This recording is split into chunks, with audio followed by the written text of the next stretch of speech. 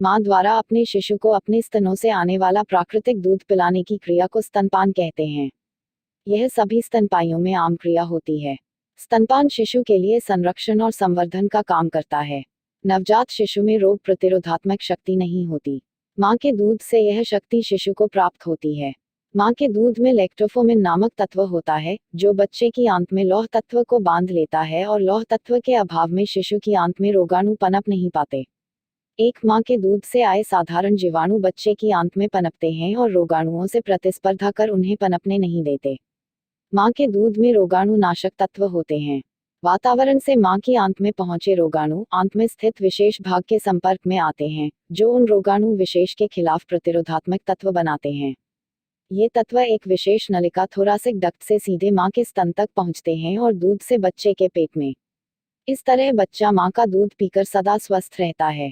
अनुमान के अनुसार 820,000 बच्चों की मौत विश्व स्तर पर 5 साल की उम्र के तहत वृद्धि हुई, जिसे स्तनपान के साथ हर साल रोका जा सकता है।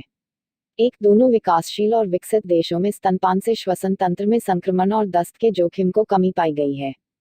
2-3 स्तनपान से संज्ञानात्मक विकास में सुधार और वयस्कता में मोटापे का खतरा कम हो सकती है। 4 जिन बच्चों को बचपन में पर्याप्त रूप से माँ का दूध पीने को नहीं मिलता, उनमें बचपन में शुरू होने वाले डायबिटीज की बीमारी अधिक होती है। उनमें अपेक्षाकृत बुद्धि विकास कम होता है।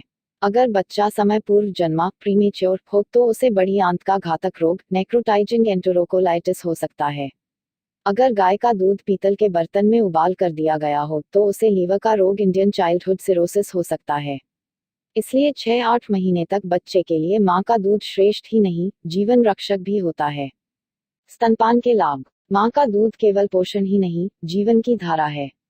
इससे माँ और बच्चे के स्वास्थ्य पर सकारात्मक प्रभाव पड़ता है। शिशु को पहले 6 महीने तक केवल स्तनपान पर ही निर्भर रखना चाहिए।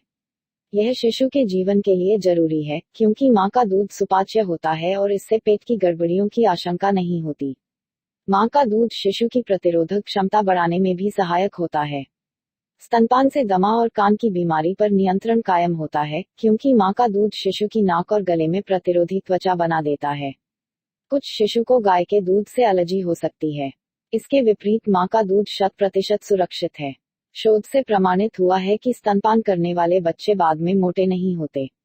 यह शायद इस वजह से होता है कि उन्हें शुरू से ही जरूरत से अधिक खाने की आदत नहीं पड़ती। स्तनपान से जीवन के बाद के चरणों में रक्त कैंसर, मधुमेह और उच्च रक्तचाप का खतरा कम हो जाता है। स्तनपान से शिशु की बौद्धिक क्षमता भी बढ़ती है। इसका कारण यह है कि स्तनपान कराने वाली माँ और उसके शिशु के बीच भावनात्मक रिश्ता बहुत मजबूत होता है। इसके अलावा माँ के दूध में कई प्रकार के प्राकृतिक रसायन भी मौजूद होते हैं। माँ को स्तनपान के लाभ। नई माताओं द्वारा स्तनपान कराने से उन्हें गर्भावस्था के बाद होने वाली शिकायतों से मुक्ति मिल जाती है। इससे तनाव कम होता है और प्रसव के बाद होने वाले रक्तस्राव पर नियंत्रण पाया जा सकता है। माँ के लिए दीर्घकालिक लाभ हृदय रोग और रुमेटी गठिया का खतरा कम किया है। स्तनपान कराने वाली माताओं को स्तन या गर्भाशय के कैंसर का खतरा न्यूनतम होता है। स्तनपान एक प्राकृतिक गर्भ निरोधक है। स्तनपान सुविधाजनक, मुफ्त, शिशु को बाहर का दूध पिलाने के लिए दुग्ध मिश्रण, बोतल और अन्य खर्चीले सामान की जरूरत होती है, और सबसे बढ़कर माँ तथा शिशु के बीच भावनात्मक संबंध मजबूत करने का सुलभ साधन है। माँ के साथ शारीरिक रूप से जुड़े होने का एहसास शिशुओं को आरामदायक माहौल देता है। कब आरंभ करें? शिशु के जन्म के फौरन बाद स्तनपान शुरू कर देना चाहिए। जन्म के तत्काल बाद नग्न शिशु को उसके शरीर को कोमलता से सुखाने के बाद उसकी माँ की गोद में देना चाहिए। माँ उसे अपने स्तन के पास ले जाए ताकि त्वचा से संपर्क हो सके। इससे दूध का बहाव ठीक होता है और शिशु को गर्मी मिलती है। इससे माँ और शिशु के बीच भावनात्मक संबंध विकसित होता है। स्तनपान जल्दी आरंभ करने के 4 प्रारंभिक कारण हैं। शिशु पहले 30 से 60 मिनट के दौरान सर्वाधिक सक्रिय रहता है। उस समय उसके चूसने की शक्ति सबसे अधिक रहती है। जल्दी शुरू करने से स्तनपान की सफलता की संभावना बढ़ जाती है। स्तन से निकलने वाला पीले रंग का द्रव, जिसे कोलोस्ट्रम कहते हैं, शिशु को संक्रमण से बचाने और उसकी प्रतिरोधक क्षमता को मजबूत करने का सबसे अच्छा उपाय है। यह एक टीका है। स्तनपान तत्काल शुरू करने से स्तनों में सूजन या प्रसवोत्तर रक्तस्राव की शिकायत नहीं होती। शल्य चिकित्सा से शिशु जन्म देने वाली माताएं भी स्तनपान करा सकती हैं। यह शल्य क्रिया आपकी सफल स्तनपान की क्षमता पर असर नहीं डालती है।